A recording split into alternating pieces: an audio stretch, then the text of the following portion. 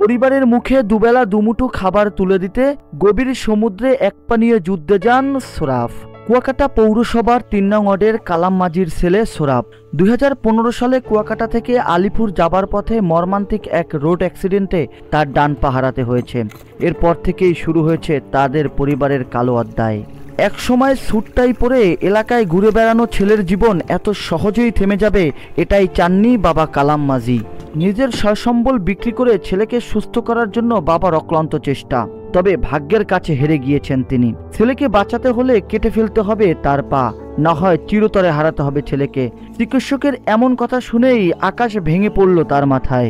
আমি 2015-তে আমার পোলা পাউডা মানে সড়ক অ্যাক্সিডেন্টে ফালাই দেওয়া লাগবে, বহু চেষ্টা করছি, বহু অর্থ সম্পদ খুঁয়েছি, কোনো রকম রাখতে পারিনি। আমার মৃত্যু কথায় সবই শেষ করছি ওই ছেলের পিছনে। পা হারানো ছেলেকে নিয়ে হাসপাতালে থাকতে হয়েছে মায়ের প্রায় 2 মাস। নিম্ন আয়ের পরিবারের এক একটা দিন তাদের কাছে এক একটা বছর কেড়ে নিয়েছে। 10 মাস 10 দিন যে মা গর্ভধারণ করে পৃথিবীর আলো দেখিয়েছে সেই মা কখনো হেরে যেতে পারে না, বরং ছেলেকে সুস্থ করে বাসায় নিয়ে এসেছে। ছেলের এক পা না থাকলেও মায়ের কাছে যে ছেলে রাজকুমার তার প্রমাণ দেখিয়েছে গ্রামবাসীকে। বাবা তোমার চিন্তা নেই, তোমার তো তুমি একটু বাঁচো, হ্যাঁ দরকার হয় তোমার আমি খয়রাত করে খাবো, খয়রাত করে রোডে রোডে খাবো, মানুষের চাইয়ে খাবো, তোমার ঠ্যাং নাই। পোলাই কইছে আমার বাঁচান লাগবো না, মাগো আমার বাসাই হারবে কি, ঠ্যাং না থাকলে কিরা খাওয়াইবি মরে। কইছি বাবা তুমি বাঁচে থাকে আমার একটু মাকেই বলান দিও, মাকেই বলান দিও, হাইতে হইবে আমি তোমার লাগে দরকার 10 করে খয়রাত করে খাই, তোমার লাগে থাকবো আমি। কইছে হাসপাতাল আর বুলায় কানছে। তবে পা হারানো সোরাফকে ছেড়ে যায়নি প্রেমিকা হালিমা বেগম।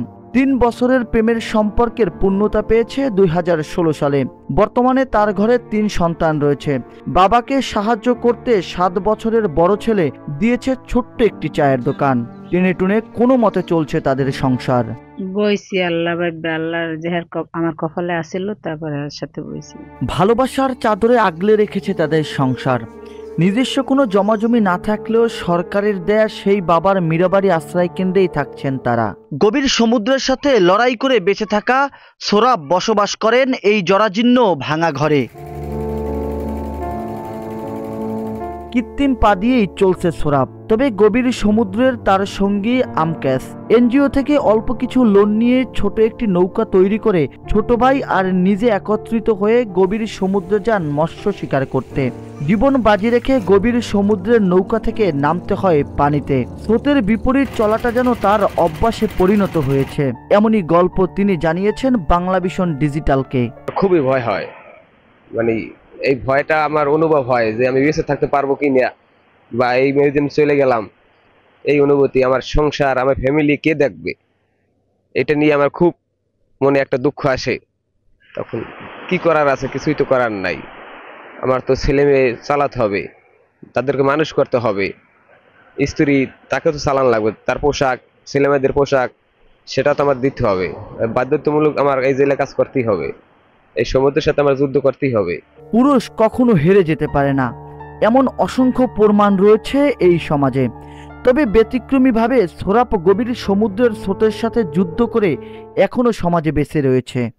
গভীর সমুদ্রের সাথে এক পা নিয়ে লড়াই করে বেঁচে থাকা সোরাফ যখন তার মাথায় সংসারের চাপ চলে আসে, পরিবারের মুখে দুবেলা দুমুঠো খাবার তুলে দেওয়ার দায়িত্বটা যখন তার, তখনই বেছে নেন গভীর সমুদ্রের কর্মস্থান। তিনি বলেছেন যদি বিত্তমান সরকারি পক্ষ থেকে যদি কোনো সহযোগিতা করা হয় এবং কিনারায় যদি তার কোনো একটি ব্যবসা বাণিজ্য তৈরি করে দেওয়া হয়, সেক্ষেত্রে তাদের প্রতি তিনি কৃতজ্ঞতা প্রকাশ করবেন এবং কিনারায় তিনি ব্যবসা শুরু করবেন। কুয়াকাটা থেকে জাহিদুল ইসলাম জাহিদ, বাংলাভিশন ডিজিটাল।